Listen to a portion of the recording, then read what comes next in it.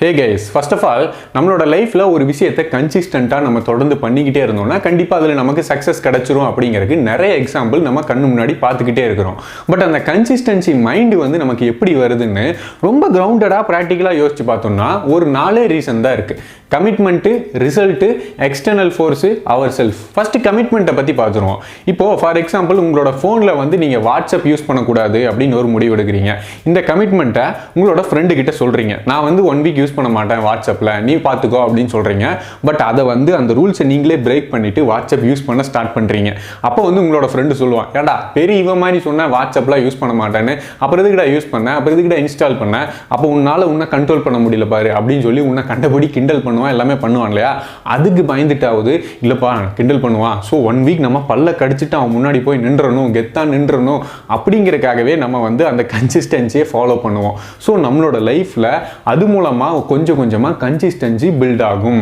இது ஒரு டைப். இப்போ வந்து எனக்கு செல்ஃப் கண்ட்ரோல் என்னோட லைஃப்பில் எனக்கு சுத்தமாக கிடையாதுப்பா அப்படிங்கிற ஒரு மைண்ட் செட்டில் நீங்கள் இருந்தீங்கன்னா இந்த ட்ரிக்கை நீங்கள் ஃபாலோ பண்ணிங்கன்னா உங்களோட லைஃப்பில் கன்சிஸ்டன்சியை கொண்டு வரக்கு ஒரு சின்ன ரூட் இதுக்கு போட்டு கொடுத்த மாதிரி உங்களுக்கு இருக்கும். Number 2 result. அதனடா ரிசல்ட் அப்படின்னு கேட்டிங்கன்னா, இப்போ வந்து எனக்கு என்னோட லைஃப்பில் செல்ஃப் கண்ட்ரோல் அப்படிங்கிறது கொஞ்சம் இருக்குது, அந்த அளவுக்கு நான் மோசம் கிடையாது அப்படிங்கிற ஒரு மைண்ட் செட்டில் இருக்கிறவங்க ஒரு விஷயத்தை ஸ்டார்ட் பண்ணுறீங்க. ஸ்டார்ட் பண்ணிட்டு கொஞ்ச நாள் அதை பண்ணிக்கிட்டே இருக்கிறீங்க. பண்ணிக்கிட்டே இருக்கும்போது சம் சேஞ்சஸ் வந்து அதுலேருந்து நமக்கு கிடைக்கும். அடடே இந்த சேஞ்சஸ் எனக்கு நல்லா இருக்கே, இது எனக்கு பிடிச்சிருக்கு, இது மூலமாக எனக்கு ஒரு கான்ஃபிடென்ட் பில்ட் ஆகுது, ஓகே இந்த எஃபர்ட்டுக்கே இந்த ரிசல்ட் நமக்கு கிடைச்சிருக்கு, இன்னும் நம்ம பெருசாக எஃபர்ட் போட்டோம்னா இன்னும் நமக்கு பெரிய ரிசல்ட் கிடைக்கும், அது எனக்கு பிடிக்கும், ஸோ நம்ம பண்ணுவோம், இன்னும் நல்ல எஃபர்ட் போடுவோம், அது மூலமா நமக்கு நல்ல ரிசல்ட் கிடைக்கும் அப்படின்னு ஒரு ரிசல்ட்டை பார்த்து நமக்கு கன்சிஸ்டன்சி பில்ட் ஆகும். ஃபார் எக்ஸாம்பிள் இப்போ நீங்கள் ஜிம்முக்கே போறீங்க, ஆர்ம்ஸுக்கு வந்து ஒரு 10 நாள் பயங்கரமாக ஒர்க் அவுட் பண்ணுறீங்க.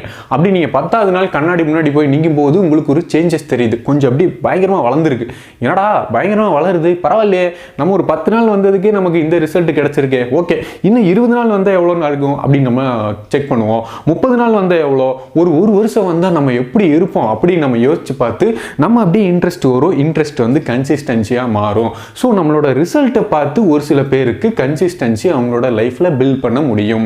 நம்பர் 3 ஒரு எக்ஸ்டர்னல் ஃபோர்ஸ். இது என்னடா எக்ஸ்டர்னல் ஃபோர்ஸ் அப்படின்னு பார்த்தீங்கன்னா, எனக்கு வந்து என்னோட லைஃப்பில் எதையுமே தொடர்ந்து பண்ணுறதுக்கு இன்ட்ரெஸ்டே கிடையாது, ஏதோ நீ சொல்கிற அதுக்காக நான் பண்ணுறேன் அப்படின்னு சொல்கிறவங்க நிறைய பேர் இருக்காங்க. ஃபார் எக்ஸாம்பிள் இப்போ நம்மளோட அப்பா அம்மா, நம்மளோட லவ்வர், ஃப்ரெண்ட்ஸ் யாராவது நம்மளை வந்து எக்ஸ்டர்னல் ஃபோர்ஸாக இருந்து நம்மளை ஒரு விஷயத்தில் புஷ் பண்ணுவாங்க. டேய் தம்பி, டேய் ஃப்ரெண்டு, டேய் லவ்வரு, இந்த விஷயத்தில் உனக்கு வந்து ஒரு டேலண்ட் இருக்குடா, இதை நீ வந்து யூஸ் பண்ண மாட்டேங்கிற, இதை நீ வந்து கன்சிஸ்டண்ட்டாக பண்ணு, ஜெயிக்கிற வரைக்கும் பண்ணு, கண்டிப்பாக உனக்கு வந்து சக்ஸஸ் கிடைக்கும் அப்படின்னு நம்ம மேலே அவங்க நம்பிக்கை வச்சு நம்மளை புஷ் பண்ணுவாங்க. பட் நமக்கு இன்ட்ரெஸ்ட் இருக்காது, அவங்க சொல்லிட்டாங்களே, நமக்கு பிடிச்சவங்க சொல்கிறாங்க, அவங்க மனசு கஷ்டப்படக்கூடாது அப்படிங்கிறதுனால நம்ம வந்து ஒரு விஷயத்தை கன்சிஸ்டண்ட்டாக பண்ணுவோம். இது மூலமாகவும் நம்மளோட லைஃப்பில் நமக்கு கொஞ்சம் கொஞ்சமாக கன்சிஸ்டன்சி அப்படிங்கிறது பில்ட் ஆகும். ஃபார் எக்ஸாம்பிள் உங்களுக்கு இன்னும் வந்து புரியிற மாதிரி சொல்லணும்னா, 7G ரெயின்போ காலனி படத்தில் வந்து ஒரு சீனில் வந்து ஹீரோ வந்து இந்த பைக் எல்லாம் அசம்பிளி பண்ணுறதுக்காக உட்காந்துட்டு இருப்பார். ஃபர்ஸ்ட் வந்து அவரா பண்ணும்போது அவருக்கு அது வராது, நிறைய தடுமாற்றம் அவருக்கு வரும். அதுக்கப்புறம் பாத்ரூமில் கூட்டிகிட்டு போய் ஹீரோயின் வந்து, என்னடா நீ இப்படி பண்ணிருக்கிற, நீ எனக்காக பண்ணுற, நான் உன்னை லவ் பண்ணுறேன்டா அப்படிங்கிற மாதிரி சொல்லி கன்வின்ஸ் பண்ணி கூப்பிட்டு வந்து மறுபடியும் வந்து அப்படி உட்கார வைப்பாங்க. உடனே ஹீரோ வந்து டக்குன்னு எல்லாத்தையும் அசம்பிள் பண்ணுவார். ஸோ வந்து ஒரு எக்ஸ்டர்னல் ஃபோர்ஸ் வந்து அந்த இடத்துல வந்துட்டு அவரை கன்சிஸ்டண்ட்டாக லைஃப்பில் ஓட வைக்கிறதுக்கு யூஸ் ஆகுது. ஸோ இது ஒரு டைப். இது மூலமாகவும் கன்சிஸ்டன்சி நம்மளோட லைஃப்பில் வந்து பில்ட் ஆகும். அடுத்து நம்பர் 4 அவர் செல்ஃப். இது வந்து எப்படின்னா, நமக்கு தோணி நம்ம பண்ணுறது. டேய் எனக்கு இந்த பொசிஷனுக்கு போகணும்னு ஆசையாக இருக்குடா, அதுக்காக நான் உழைக்கிறேன், இதுக்கு எதுக்கு யாராவது வந்து எனக்கு ஒரு எக்ஸ்டர்னல் ஃபோர்ஸு இல்லை யாராவது எனக்கு சொல்லி தான் நான் பண்ணணும், ஒரு கமிட்மெண்ட் கொடுக்கணும், இல்லை எனக்கு இது வேணும், நான் பண்ணுறேன், எனக்கு வந்து ஒரு நல்ல ஃபிசிக் வேணும், அதுக்காக தொடர்ந்து நான் ஜிம்முக்கு போகிறேன், 6 மாதம் போகிறேன், 1 வருஷம் போகிறேன், ஒரு நல்ல ரிசல்ட் எனக்கு வந்து சாட்டிஸ்ஃபை ஆகிற ரிசல்ட் கிடைக்கிற வரைக்கும் நான் வந்து தொடர்ந்து எஃபர்ட் போடுவேன், கன்சிஸ்டன்சியாக இருப்பேன் அப்படிங்கிறது ஒரு டைப். ஸோ இந்த 4 டைப் மூலமாகவும் நம்ம கன்சிஸ்டன்சியாக அட்டைன் பண்ண முடியும். பட் என்ன இஷ்யூனா, ஒவ்வொரு மைண்ட் செட்டில் இருந்து நீங்கள் ஒரு விஷயத்தை கன்சிஸ்டண்ட்டாக பண்ணும்போது அந்த ரிசல்ட் வந்து வேரி ஆகும். இப்போ ஒருத்தனுக்கு வந்து நம்ம கமிட்மெண்ட் கொடுத்துட்டோம், அதனால நம்ம பண்ணுறோம், இந்த 1 வீக் தானே நம்ம எப்படியோ பல்ல கடிச்சிட்டு பண்ணிடுவோம் அப்படின்னு பண்ணுறது ஒரு ரிசல்ட். இன்னொன்று ஒரு எக்ஸ்டர்னல் ஃபோர்ஸ் வந்து நம்மளை எப்போவுமே ஹீரோயின் வந்து நம்மளை வந்து எக்ஸ்டர்னல் ஃபோர்ஸ் கொடுத்து பண்ணிக்கிட்டே இருக்க முடியுமா லைஃப் லாங்? கண்டிப்பாக கிடையாது இல்லையா? அப்போதைக்கு அந்த ரிசல்ட் கிடைக்கும். இன்னொன்று வந்து நமக்கு பிடிச்சி நம்மளே தோணி நம்ம பண்ணுறது ஒரு ரிசல்ட் கிடைக்கும். இந்த மாதிரி ஒவ்வொன்றுக்கும் ஒவ்வொரு விதமான ரிசல்ட் கிடைக்கும். இந்த ரிசல்ட்டில் வந்து எது வந்து லாங் டைமாக நம்ம கூட வரப்போகுது, எந்த மைண்ட் செட்டில் நம்ம இருந்தோம்னா நம்ம வந்து சர்வே பண்ண முடியும் அப்படிங்கிறத கமெண்ட்டில் மென்ஷன் பண்ணுங்கள். அண்ட் எந்த மைண்ட் செட் வந்து கரெக்டான ஒரு மைண்ட் செட் அப்படிங்கிறதையும் மறக்காமல் கமெண்ட்டில் மென்ஷன் பண்ணுங்கள். நீங்கள் எந்த மைண்ட் செட்டுங்கிறதையும் மறக்காமல் கமெண்ட்டில் மென்ஷன் பண்ணுங்கள். அண்ட் இந்த வீடியோ உங்களுக்கு யூஸ்ஃபுல்லாக இருந்ததுன்னா மறக்காமல் லைக் பண்ணுங்கள். அண்ட் இந்த வீடியோ நான் ஏன் பண்ணேன் அப்படின்னா, consistency is more important then perfection.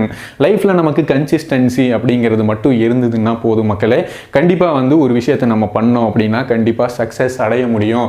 ஏன்னா அப்படியே நம்ம கொஞ்சம் கொஞ்சமாக பண்ணி தப்பு வந்தாலும் அதை அப்படியே திருத்தி கண்டிப்பாக நம்ம சக்ஸஸ் அப்படிங்கிற ஒரு கோலை போட்டுருவோம். அதுக்காக தான் நான் இந்த வீடியோ மேக் பண்ணேன். அண்ட் இந்த வீடியோ உங்களுக்கு யூஸ்ஃபுல்லாக இருந்ததுன்னா மறக்காமல் லைக் பண்ணிடுங்க. இது ஆல்ரெடி சொல்லிட்டணும். அண்ட் இந்த வீடியோ பற்றின கமெண்ட் என்னங்கிறது மறக்காமல் கமெண்ட்டில் மென்ஷன் பண்ணுங்கள். அண்ட் கன்சிஸ்டன்சியே இல்லாதவங்க அல்லது இந்த விஷயத்துலையும் இவனுக்கு திறமை இருக்குது, கன்சிஸ்டன்சி மட்டும் இருந்ததுன்னா இவன் சூப்பர் லெவல் போவான் அப்படின்னு நீங்கள் யார் நினைக்கிறீங்களோ அவங்களுக்கு இந்த வீடியோவை மறக்காமல் ஷேர் பண்ணுங்கள். அண்ட் ஒன் மேனோட வீடியோஸ் உங்களுக்கு யூஸ்ஃபுல்லாக இருந்ததுன்னா மறக்காமல் சப்ஸ்கிரைப் பண்ணிடுங்க. ஏன்னா நீங்கள் இல்லாமல் நான் இல்லை.